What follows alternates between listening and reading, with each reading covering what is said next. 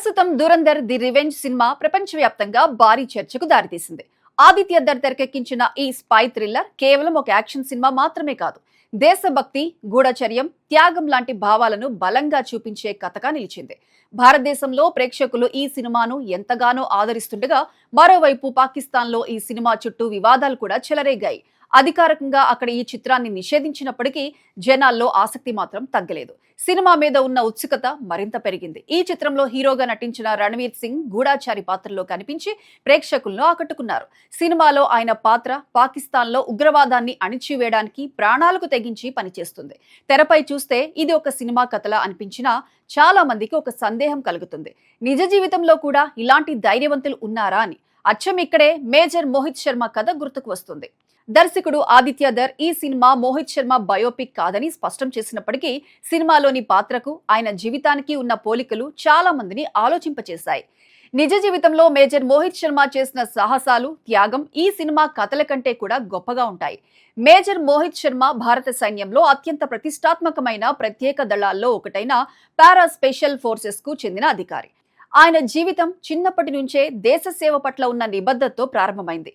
1978 జనవరి 13న హర్యానాలోని రోహతక్లో జన్మించిన మోహిత్ శర్మను కుటుంబ సభ్యులు ప్రేమగా చింటూ అని పిలిచేవారు. చిన్నప్పటి నుంచే ఆయనకు సైన్యంలో చేరాలనే తపన ఉండేది. బడిలో చదువుతున్న రోజుల నుంచే దేశం కోసం ఏదైనా చేయాలనే కోరిక ఆయనలో బలంగా పెరిగింది. 12వ తరగతి పూర్తి చేసిన తర్వాత ఆయనకు ఇంజనీరింగ్ చదవడానికి అవకాశం వచ్చినప్పటికీ ఆయన మనసు మాత్రం సైన్యం పైనే నిలిచిపోయింది. అందుకే ఆయన నేషనల్ డిఫెన్స్ అకాడమీలో చేరాలని నిర్ణయించుకున్నారు. అక్కడ శిక్షణ పూర్తి చేసిన తర్వాత ఇండియన్ మిలిటరీ అకాడమీలో శిక్షణ పొందారు. 1999 డిసెంబర్లో అధికారిగా భారత సైన్యంలో చేరారు. సైన్యంలో చేరిన తర్వాత ఆయన సాధారణ దళాల్లో కాకుండా అత్యంత ప్రమాదకరమైన మిషన్లు నిర్వహించే పారా స్పెషల్ ఫోర్సెస్ లో చేరేందుకు ముందుకు వచ్చారు. ఇది సాధారణంగా ఎవరూ సులభంగా ఎంచుకునే మార్గం కాదు. కానీ మోహిత్ శర్మకు సవాళ్లు అంటే ఇష్టం. ఆయనకు కష్టమైన మార్గమే నిజమైన సేవ అనిపించేది. 2004లో ఆయన జీవితంలో ఒక కీలక మలుపు వచ్చింది. ఉగ్రవాదులను ఎదుర్కొనేందుకు వారి మధ్యలోకి చొరబడి సమాచారాన్ని సేకరించే బాధ్యత ఆయనపై పడింది. ఇందుకోసం ఆయన తన అసలు గుర్తింపును దాచిపెట్టి ఇఫ్తికార్ భట్ అనే పేరుతో ఉగ్రవాద గ్రూపుల్లోకి ప్రవేశించారు. ఇది చాలా ప్రమాదకరమైన పని. ఒక చిన్న తప్పు జరిగినా ప్రాణాలు పోయే పరిస్థితి. కానీ మోహిత్ శర్మ ఎంతో తెలివిగా, ధైర్యంగా ఆ మిషన్ను నిర్వహించారు. ఉగ్రవాదుల కార్యకలాపాలపై కీలక సమాచారాన్ని సేకరించి భారత సైన్యానికి అందించారు. ఇలాంటి గూఢచర్య ఆపరేషన్లు సినిమా కథల్లో మాత్రమే ఉండవు.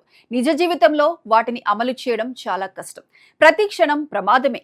అయినప్పటికీ మోహిత్ శర్మ లాంటి అధికారులు దేశ భద్రత కోసం తమ ప్రాణాలను పణంగా పెడతారు.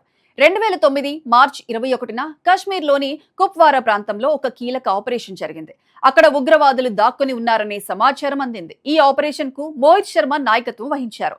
దట్టమైన అడవుల్లో తీవ్రమైన కాల్పుల మధ్య ఆయన తన బృందాన్ని ముందుండి నడిపించారు. ఎదురుగా ఉన్న ఉగ్రవాదులను ధైర్యంగా ఎదుర్కొని పలువురిని హతమార్చారు. ఈ సమయంలో ఆయన సహచర సైనికులు ప్రమాదంలో పడినప్పుడు వారి ప్రాణాలను కాపాడటానికి ముందుకు వచ్చారు. తీవ్రమైన కాల్పుల మధ్య వారిని రక్షించారు. కానీ అదే సమయంలో ఆయనకు కూడా తీవ్ర గాయాలయ్యాయి. చివరికి దేశం కోసం పోరాడుతూ ఆయన ప్రాణాలు కోల్పోయారు. ఒక సైనికుడిగా, ఒక నాయకుడిగా, ఒక దేశ భక్తుడిగా తన కర్తవ్యాన్ని పూర్తిగా నిర్వర్తించారు. మోహిత్ శర్మ చేసిన ఈ త్యాగానికి గాను ఆయనకు భారతదేశ అత్యున్నత శౌర్య పురస్కారమైన అశోక చక్ర ప్రదానం చేశారు. ఇది యుద్ధేతర పరిస్థితుల్లో చూపిన అత్యున్నత ధైర్యానికి ఇచ్చే గౌరవం. ఈ పురస్కారం ఆయన చేసిన త్యాగానికి, ధైర్యానికి ఒక గుర్తింపే కానీ ఆయన చేసిన సేవను పూర్తిగా కొలవలేము. సినిమాల్లో మనం చూసే హీరోలు కథ ముగిసే వరకు పోరాడతారు. కానీ నిజ జీవితంలో మోహిత్ శర్మ లాంటి వారు తమ ప్రాణాలనే త్యాగం చేస్తారు. దురంధర్ ది రివెంజ్ సినిమాలో కనిపించే పాత్రలు ఎంత ఆకట్టుకున్నా నిజ జీవితంలో ఉన్న ఈ ధైర్య గాథలు మరింత గొప్పగా ఉంటాయి. మొత్తానికి ఈ సినిమా ఒక కథను చూపిస్తే మేజర్ మోహిత్ శర్మ జీవితం ఒక సత్యాన్ని చెబుతుంది. దేశం కోసం పనిచేసే వారు ఎంతటి కష్టాలను ఎదుర్కొంటారో, ఎంతటి త్యాగాలు చేస్తారో గుర్తు చేస్తుంది. అందుకే ఆయనను అసలైన దురంధర్ అని పిలవటం అతిశయోక్తి కాదు.